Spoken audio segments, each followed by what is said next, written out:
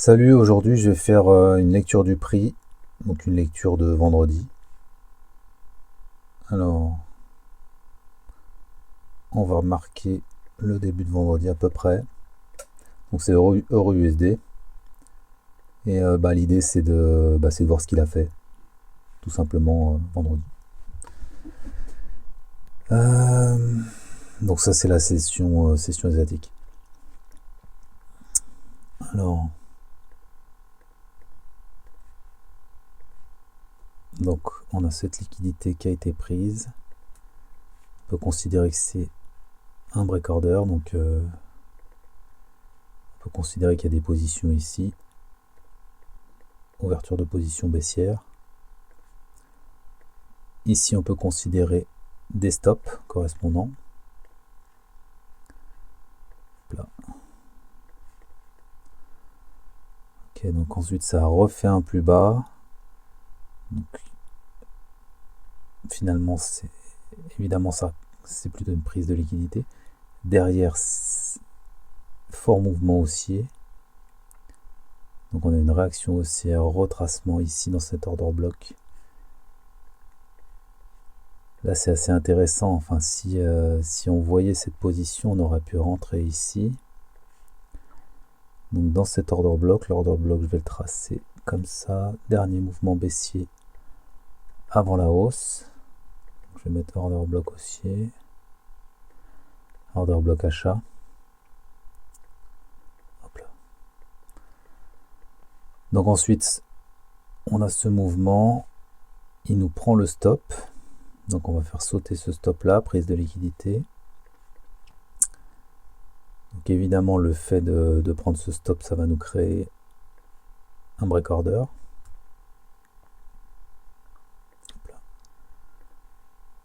BO.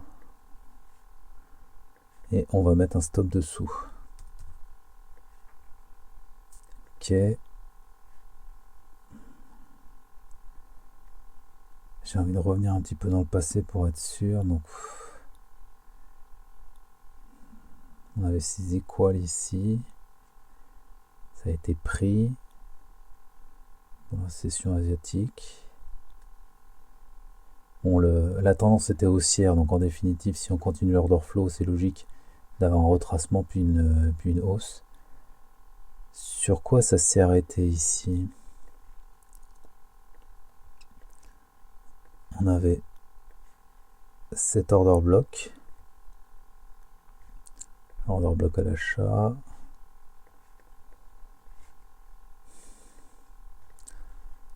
Ici, on a du FVG. On aurait pu imaginer que ça descende plus bas. Hop là.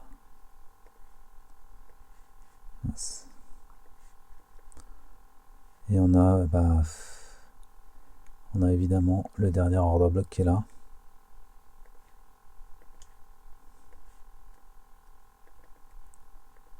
Order block à l'achat. Bref, c'est pas descendu plus bas. Mais bon, on a quand même on a eu ce plus haut, donc pendant la phase de hausse. On a eu ce plus haut, donc break order, qui nous a créé un stop dessous. Ce stop a été, donc ces liquidités ont été prises pendant le retracement. Et ça a suffi pour continuer la hausse. Cassure ici, retracement. Voilà, donc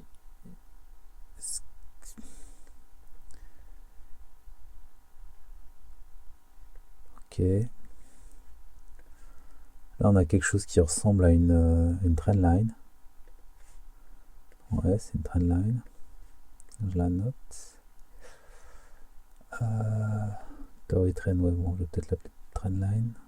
Ouais.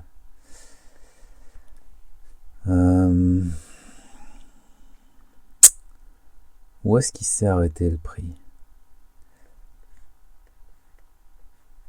On a eu un BO ici qui a créé un SL, donc on aurait pu imaginer que le prix retrace.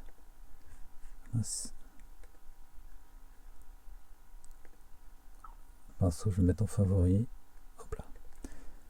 On avait ce stop qui était ici. Donc, enfin, il est apparu une fois qu'il y a eu cette cassure là. Donc on aurait pu imaginer que le prix retrace pour au moins aller attraper cette liquidité avant de repartir. Il ne l'a pas fait. Donc il a laissé ce stop ici. Donc on peut considérer maintenant que la nouvelle cassure a engendré des stops. Et on va aussi considérer que, vu qu'il y a une nouvelle structure, il y a eu un trailing stop. Et donc il y a une partie des stops qui se retrouvaient, qui étaient ici, qui vont se retrouver ici. On a encore plus de liquidité à ce niveau-là. Alors ce qui est intéressant à noter, c'est la consolidation.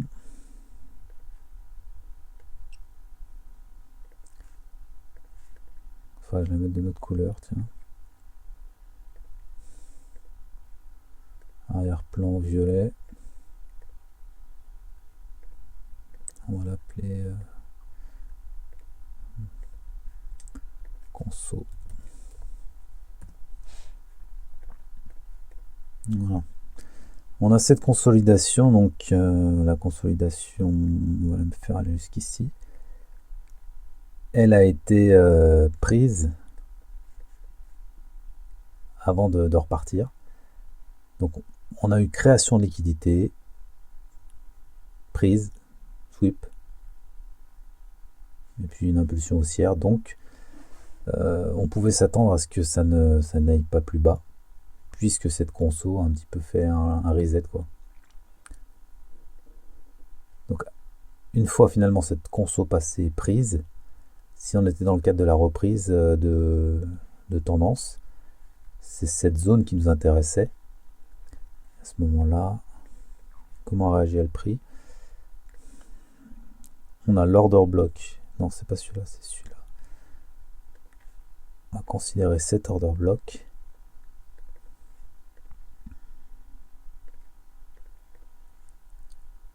Retour sur order block. On aurait pu prendre position à la moitié de l'order block ici, par exemple. Ça va être assez intéressant. Avec évidemment stop sous la prise de liquidité. Et là, on aurait pu viser le plus haut, ce qui donnait 8 R. Intéressant. Ensuite, donc on a une première mèche à ce niveau-là qui a retracé. Et cette mèche, elle a retracé où? Retour sur order block. Ça n'a pas fait de plus bas? Si. Order block à l'achat. C'est ça qui m'embête. Ouais, bon, c'est ici. Donc si ça a fait un plus bas, enfin là c'est parce qu'on considère l'order block en noir, mais mine de rien il y a eu ce mouvement avant. Je vais regarder en 1 minute.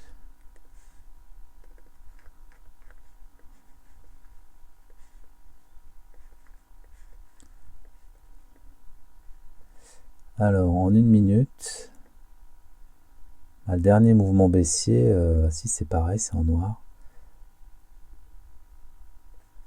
J'arrive pas à voir s'il a été bien pris. Ah, voilà, là on voit très bien. Donc il a été pris.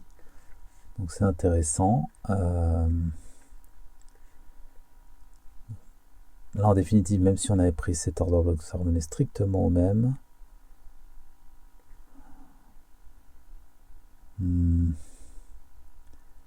Finalement, qu'est-ce qui a été respecté? C'est ce niveau, mais je vois pas pourquoi il a été plus respecté que ça.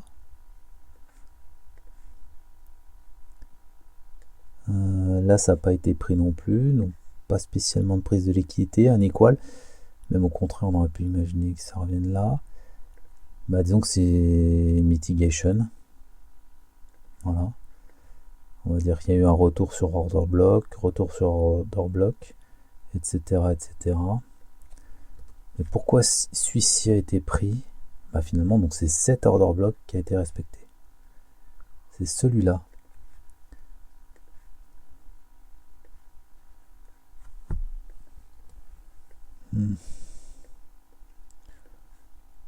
Celui-ci a été respecté et celui-là... pourquoi celui-ci a été plus respecté? Ici on a une manipulation déjà, donc on pouvait considérer ce niveau comme sûr. Ensuite on a un mouvement haussier qui ne casse pas la structure, un retracement, le niveau est respecté. Une espèce de départ pour le coup, ce coup-ci il y a une cassure de la structure. Donc on peut considérer... Ah oui, là c'est intéressant. On peut considérer des break orders à ce niveau-là. Et donc, en cas de break order, c'est vrai que ça donne envie de mettre le stop ici. Donc on pourrait considérer le stop loss ici. Ce qui serait tout à fait... ce qui pourrait justifier finalement ce retour. Une prise de stop avant le départ. Intéressant. Bon, ça c'est en 1 minute, une fois qu'on a déjà le lancement. On a déjà le départ. Ok. Donc ensuite, explosion. Puis réaction. Donc explosion pendant la session de New York. Puis retracement. Où est-ce que le prix s'est arrêté? Alors, on va regarder en 30 minutes, ce sera plus clair.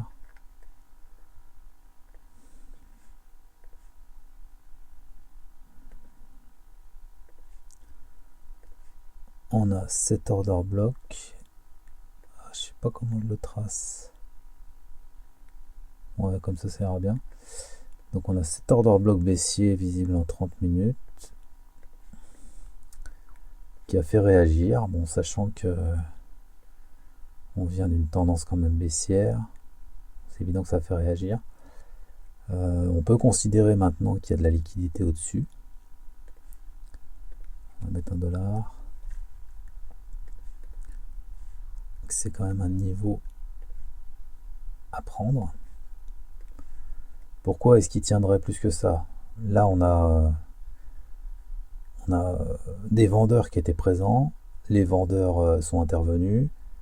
Donc, il y a des stops là-haut. Je vais mettre stop loss ici. Mince.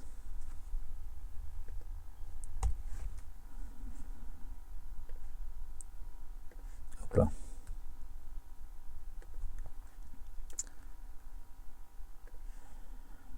On a des stops ici. Bon, ça après c'est de la spéculation pour le futur. On va se contenter de lire. Donc, on a atterri ici. Puis on a un retracement. Ce retracement, jusqu'où il est allé? Il a comblé ici cet IPA. Je vais me mettre en 5 minutes. Donc finalement,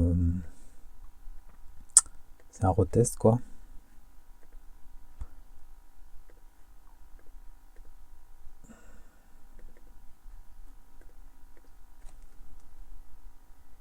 Break and retest, oui bah oui. Hop là, c'est gros ça. Ok, donc on peut imaginer à ce moment-là qu'il y a des positions qui se mettent. S'il y en a qui prennent des longues ici sur retest, ils mettent leur stop ici, dans cette position là. Donc je vais rajouter un stop dessous,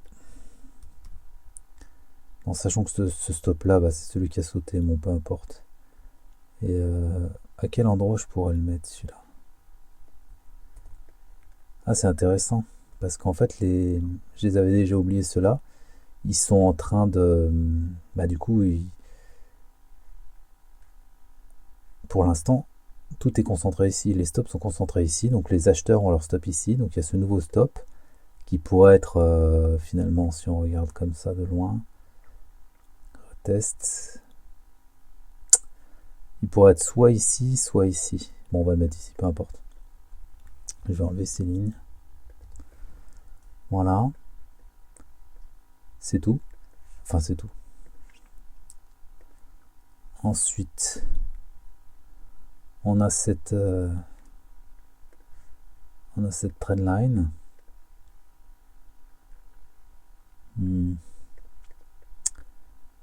Cette trendline, elle a été inquiétée par ce mouvement.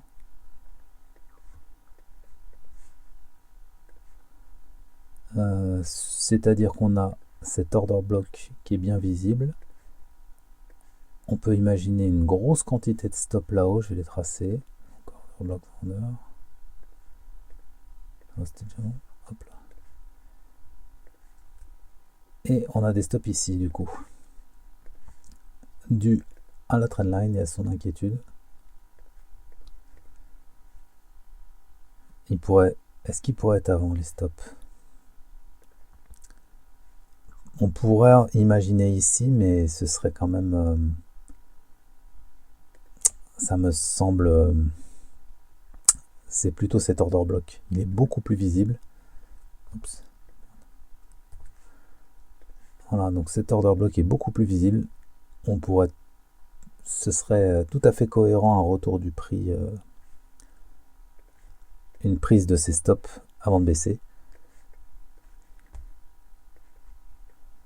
Sachant que du coup on a une grosse quantité de stops qui est là, je vais les allonger, on les voit bien.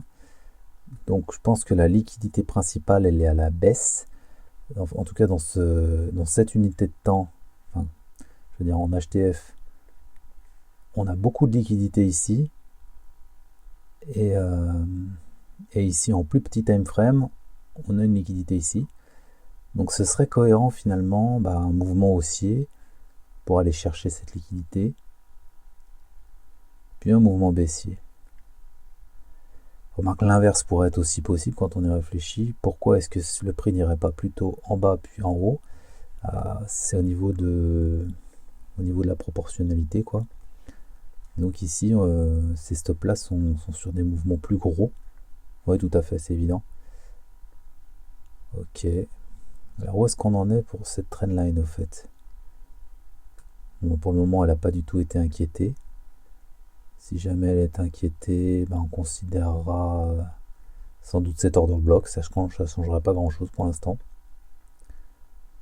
Ok. Bon, voilà.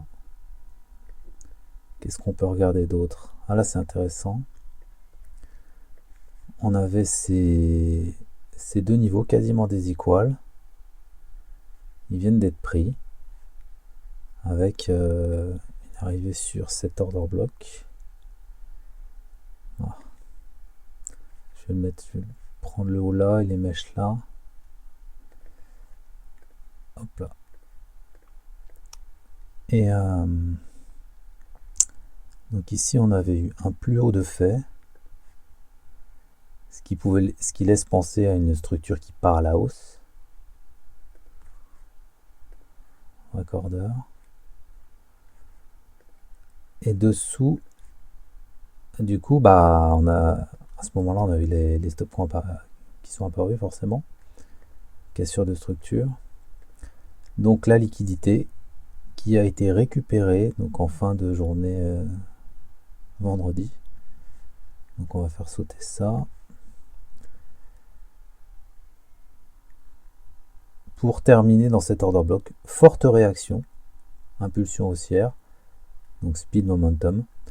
Là, ce qui serait intéressant, c'est de regarder donc en une minute, de voir finalement ce qui se crée et de chercher à prendre une position acheteuse. Par exemple, au niveau de cet order block, en considérant que le plus bas va être respecté, puisqu'il y a eu prise de liquidité. On pourrait imaginer une position comme ça pour aller chercher du coup les stops qu'on considère au-dessus de cet order block, ce qui ferait un ratio de 9R, serait intéressant. Bon, bien évidemment, est-ce qu'il pourrait pas y avoir un plus bas dans un premier temps? Pour prendre quoi?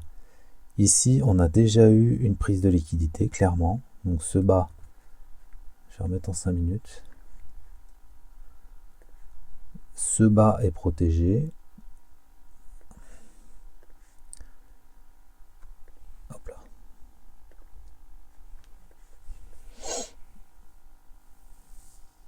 Donc on a jusqu'ici. Est-ce que le prix pourrait pas faire un plus bas jusqu'ici? Finalement, en considérant qu'ici que ce soit des early buyers, pourquoi pas? Il va falloir voir du coup le déroulé de la session asiatique. Et puis on verra demain matin où ça en est. Mais je pense que c'est un plan intéressant dans un premier temps, un achat jusqu'ici. Et ensuite, une vente jusqu'ici. Donc ça, je vais mettre ça en 2, quoi. Hop là.